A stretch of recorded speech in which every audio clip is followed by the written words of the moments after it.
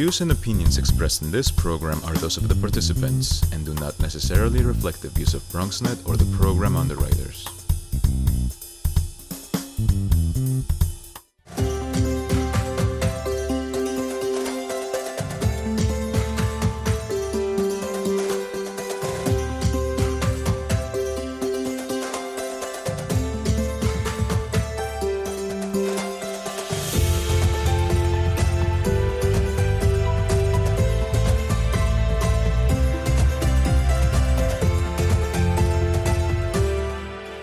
Welcome to another episode of the New York City Hispanic Chamber of Commerce presents Meetings with the Minds in partnership with BronxNet Television. As always, it is our pleasure to connect you with our members, our partners, and affiliates to bring you much needed resources for all of us to benefit from.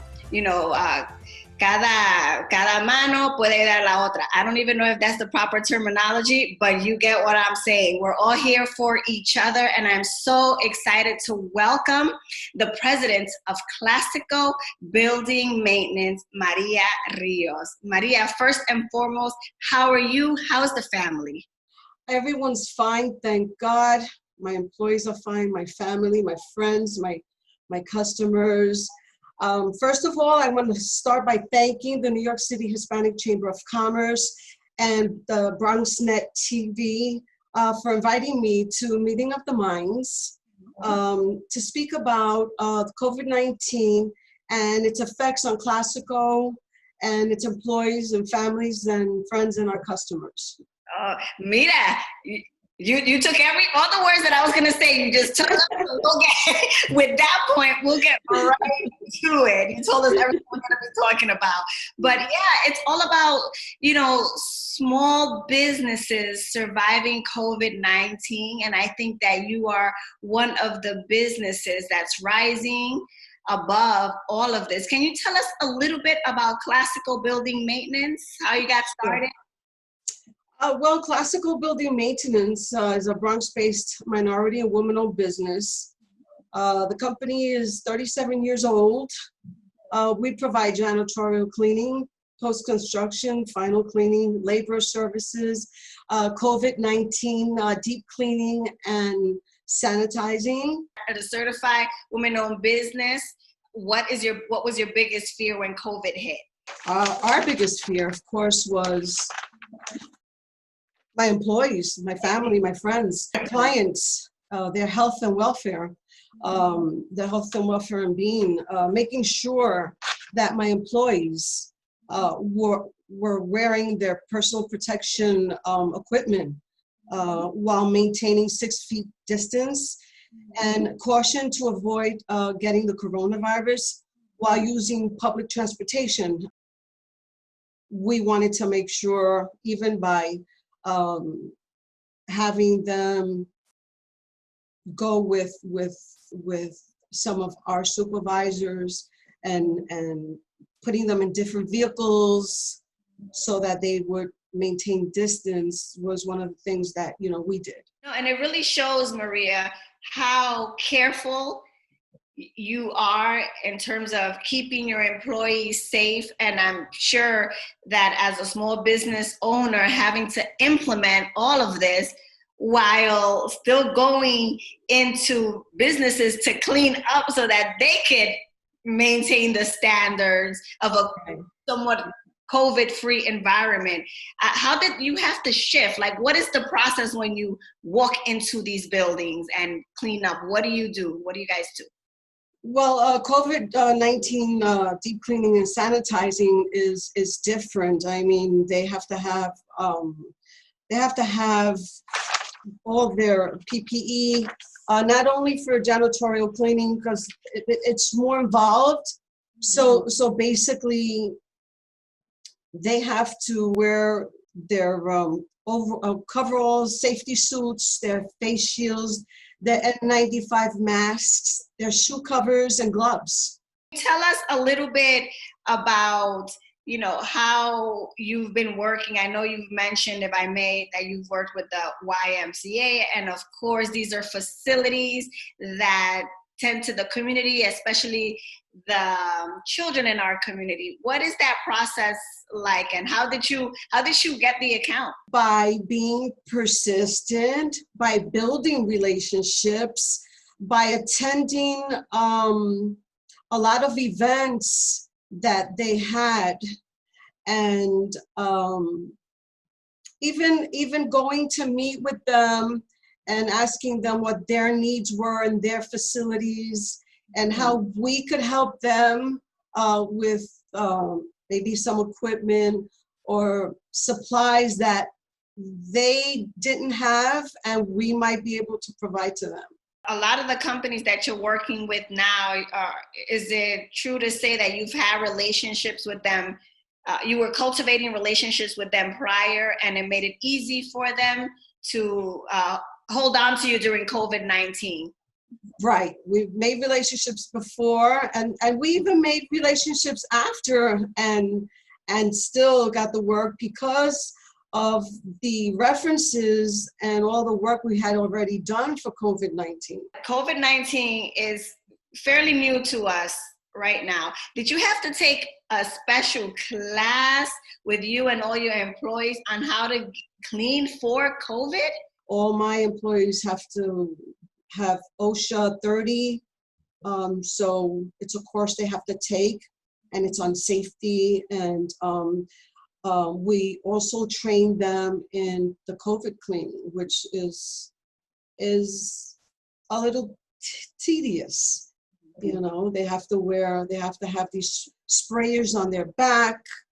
And we do everything from construction sites to the YMCAs, to shelters, to schools. Yeah, because I know you dealt with the senior homes, and we understand how, I mean, it's important to everyone, but our senior citizens, my goodness, you know, the fact that they have someone like Classico maintaining their facilities and Right. you know, cleaning them for COVID, really, it's so important, Maria, the work that you do. Yeah, and your employees have to care.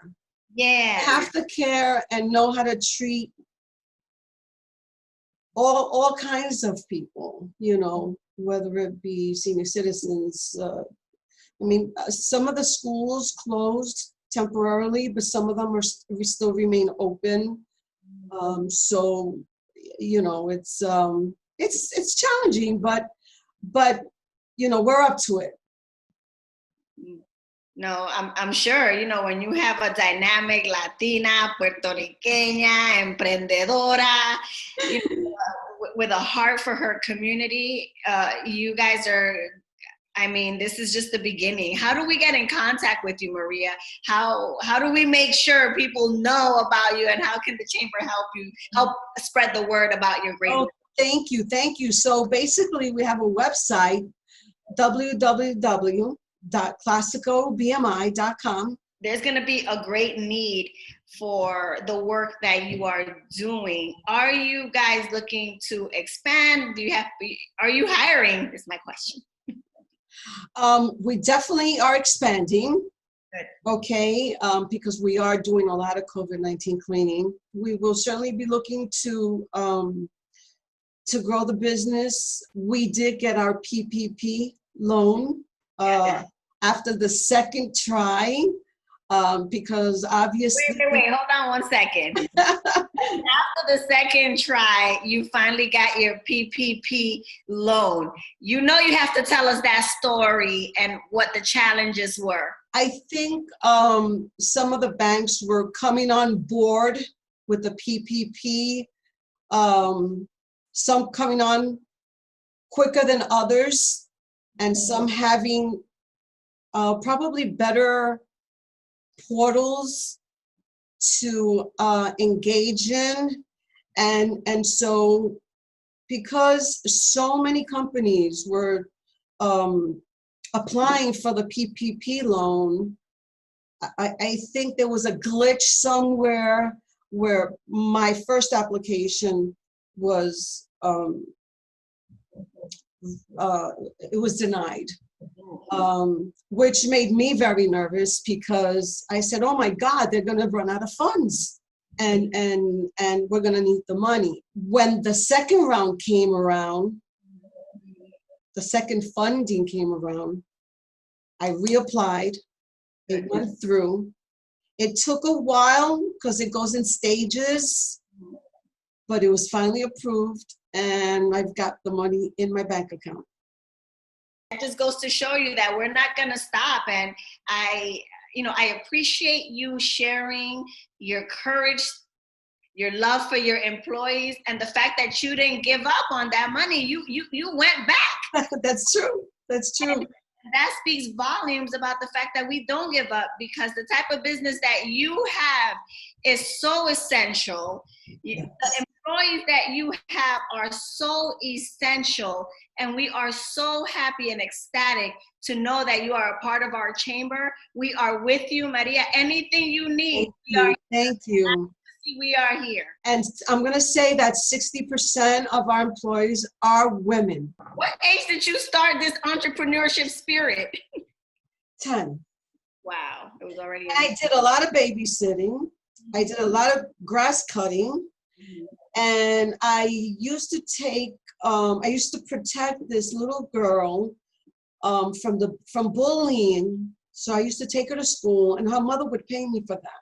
Listen, the pride you have in your Bronx, that's that Bronx grind inside your heart with that Puerto Rican spirit. No wonder you're going to continue to rise and soar. Things are changing, and we have to change with them. We don't want to stay behind. Exactly, Maria, exactly. And I like the fact that the workforce is, 60% women. It almost seems strategic on your end, just because of the plight in your heart for women. But these women they're self-supporting. Many of them don't have a spouse. They raise their children on their own. They worked hard. They sent them to college. So it's a beautiful thing. And when you can give a prevailing wage job to a woman.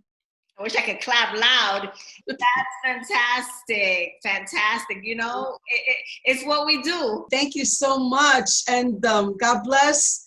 Stay healthy, stay safe. And I hope this pandemic goes away soon. And thank you so much again, Maria. I wish you all the blessings in the world to you and your employees. Please stay safe and healthy.